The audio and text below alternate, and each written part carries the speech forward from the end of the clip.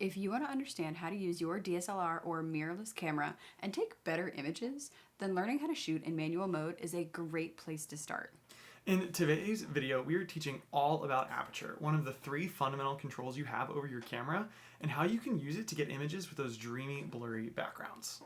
But before we jump into that, we want to introduce ourselves. I'm Hunter. And I'm Sarah. And we're Hunter and Sarah Photography, a husband and wife professional wedding photography team. We're also educators, and our goal is to help photographers to build strong foundations in both their businesses and their personal lives so that they can run profitable and sustainable photography businesses.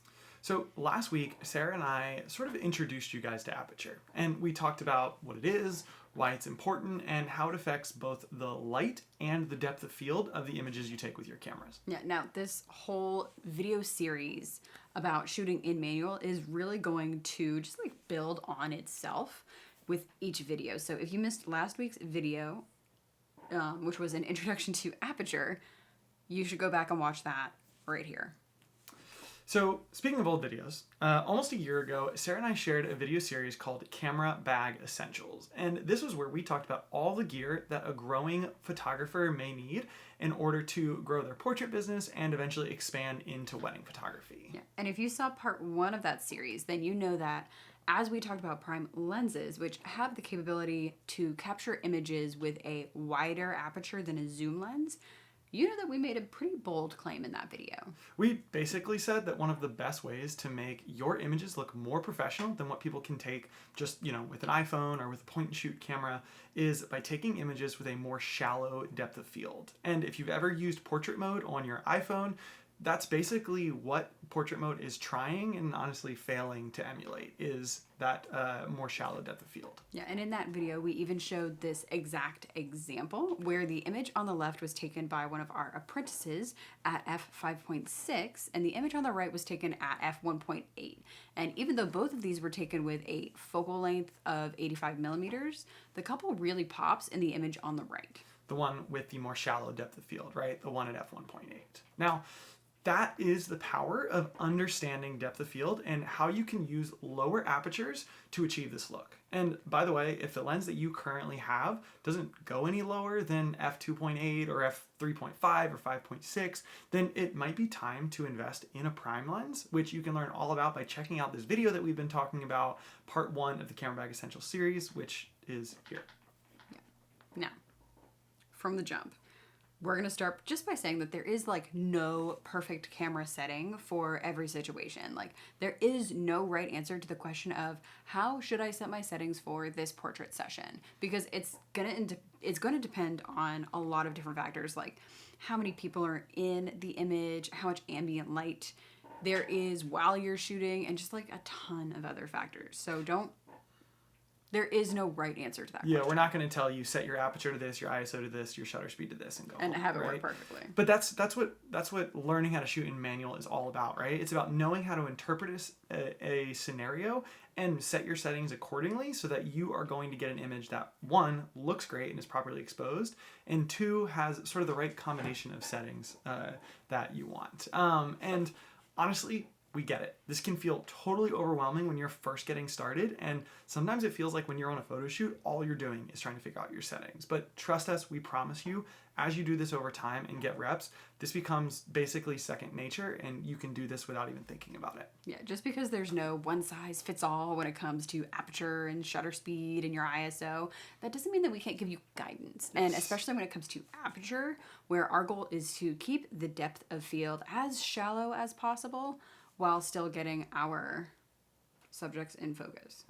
So if we're shooting portraits, whether it's an engagement session or golden hour portraits on a wedding day, or even like a senior session or a headshot with just one subject, Sarah and I are almost definitely going to be shooting with a prime lens, 35 or 50 or an 85 millimeter, and are going to be somewhere between f1.8 and f1.2. Maybe we'll go to f2, but for the most part, we're going to be shooting with a very wide open aperture, which is going to ensure a really shallow depth of field and is going to make our subjects really pop from their backgrounds. Yeah, and if your image only has 2 subjects and they're right next to each other, they're in the same focal plane, as in Sarah and I are right now. They're both the same distance from your camera. You can usually keep both of your subjects in focus, even at a low aperture like f1.8. Now, if our subjects are no longer next to each other, like if we're doing, a come from behind photo where one of them is behind the other, or if we're doing something a little bit more movement based where throughout, a series of images, they might move a little bit further or closer relative to each other, then we're going to bring our aperture down a little bit, meaning the f-stop number is going to go up to maybe f2.8 or even f4, because what we don't want is for one subject to be in focus and the other one to be blurry. Yeah. Now, if we're shooting, say, a family session or really anything else that has more than 2 subjects, right away we are going to bring our f-stop number a bit higher, maybe to like 2.8 if it's just like 3 or 4 people who are all standing next to each other. But if it's like a larger group, or if they're like relatively far apart, we might bring our f-stop number even higher. And here's the thing. You can Google a chart right now that says something like, okay, keep your aperture at f2.8 if there's 1 row of people, and f4.0 for 2 rows, and 5.6 for 3 rows, and f8 for more rows. You can look that up right now. And these sort of things can definitely be helpful as a quick reference. But more important than like memorizing that chart is going to be when you're still learning how to work with low apertures, the most important thing is that you are constantly checking your LCD screen to make sure that everyone is in focus. Yeah. If you were to like stand over our shoulder while we set up like a big group portrait on a wedding day, you'd notice that we often close our aperture down, take a test shot, then do the okay, everyone, look right here, 1, 2, 3, and stay right there. And then we'll really zoom in on the faces of the people in the middle, then someone on the right, someone on the far left, and then someone in the front row, someone in the back row. And if any of them look blurry, we will take our f-stop number a little bit higher and take another image and do the same thing just to make sure everyone's in focus. The last thing you want to do is just sort of guess, oh, that chart told me 5.6 is going to be fine, take the image, and then as 40 people are walking away from you, you look down and realize, oh crap, half these people are out of focus, right? Don't be afraid to pause everyone, keep them waiting for an extra 10 seconds, and really use your LCD screen. Yeah. Because the thing is, when we are taking a big group photo at wedding day or, a family session, whatever, we're going to care way more that everyone's face is in focus than we do about making sure, that their background is really blurry and that sort of thing, right? When we've got lots of rows or lots of people in an image, our priorities shift a little bit, and suddenly it's not about the blurry background, but it's about getting everyone in focus. Yeah, because, obviously we'd rather err on the side of caution and have a more closed aperture than necessary than realize when we go in to edit the photos that, their treasured grandfather at the end of that family reunion photo is totally blurry because we kept the aperture too open.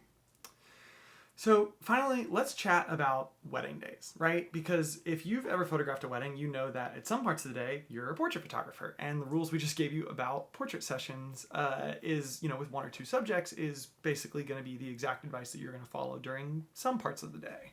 Yeah, and at other parts of the day, you're photographing, family or wedding party, and you'll follow those same rules that we just kind of talked about a second ago when it comes to larger group photos. But what about in the getting ready suite or during the ceremony? And what about if we're, photographing the best man's toast, or, when all the guests hit the dance floor and we're photographing dancing with flash on? What do we do with our aperture then? Yeah, so in all of these situations, we think about our aperture first.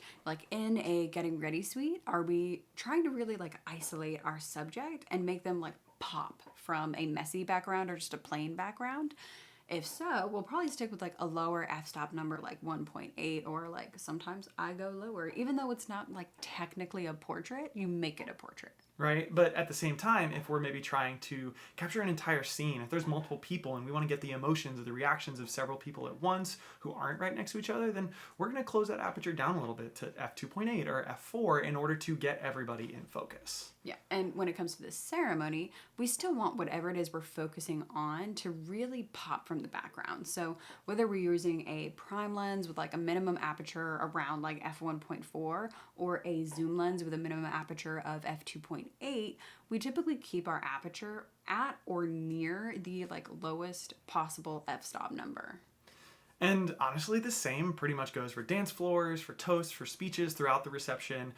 We typically aim for that lower aperture, which also comes in handy with dark reception spaces, whether we are photographing, a first dance or a toast using whatever natural or ambient light is kind of filtering into the space, Or that same thing goes if we're on the dance floor and shooting dancing portraits with a flash, we're still going to keep our aperture pretty much as wide open as we can make it. Yeah, in fact, we actually went back and we looked at like the 26,000 wedding images that we delivered to clients from this year, and we found that like 91% of them had an aperture between f1.2 and f2.8, whereas like another 8% was between that like f3 and f4, and only 1% of those images 1%. that we delivered from wedding days was taken with an aperture more closed down than f4, and most of them were like wide, big group shots like this one. So just a moment ago, you might have noticed that I mentioned that when we're setting our settings in any situation, that including the start of a portrait session, wedding day, doesn't matter, walking into a different part of a wedding day, we consider our aperture first. But you probably know, if you've ever messed around with your camera settings, that if an image looks, like it's exposed well, and then you suddenly crank down that aperture in order to get a deeper depth of field, that suddenly the image is going to be way too dark. And that's where your shutter speed and your ISO come in. And we're not going to get into, your shutter speed and your ISO in this video, because we're going to cover both of those in like equally in depth in their own videos as a part of this series. And then we're going to finish up with a couple videos on how to like put all of it together. But the one important thing to realize is that no matter what, you will need to make adjustments to all of your settings in tandem, right? When you give up a little bit of light in order to get a deeper depth of field, you're going to need to get that light back from somewhere else, either by slowing down your shutter speed or increasing your ISO. And then the vice versa is also true, that if you add a bunch of light in order to achieve a more shallow depth of field, then you're going to have to make your image darker by either increasing your shutter speed or decreasing your ISO, right? You're going to have to compensate somehow with those other two settings, but we're going to talk about that more in future videos. Yeah, but a final note when it comes to aperture is just that like you are the professional. So if you need to take a second to make sure everyone is in focus, take the second. No one is going to know what you're doing. No one's going to challenge you on it. Take with the time that you need to make sure you have everyone in focus. But that's it. Yeah, guys, that's it for this week. Thank you so much for watching. We hope that these two videos on Aperture have really helped you begin to have a better understanding of how your camera works and how you can get better images as a professional photographer. Yeah, and if you found this video helpful, we'd encourage you to leave us a comment below, like the video, subscribe to our channel so you can get the rest of the series on how to set your settings. Plus, that way you will be notified about any future videos we make as well. Like the one on shutter speed coming very soon. Yeah. And by the way, if you haven't already, we would still encourage you to join our Facebook community, Mastering the Wedding Photography Biz with Hunter and Sarah. In that group, we are just building a community of other photographers who are also growing their portrait and wedding photography businesses and just coming alongside each other each and every day. But thanks, guys. We'll see you next week. See you next week.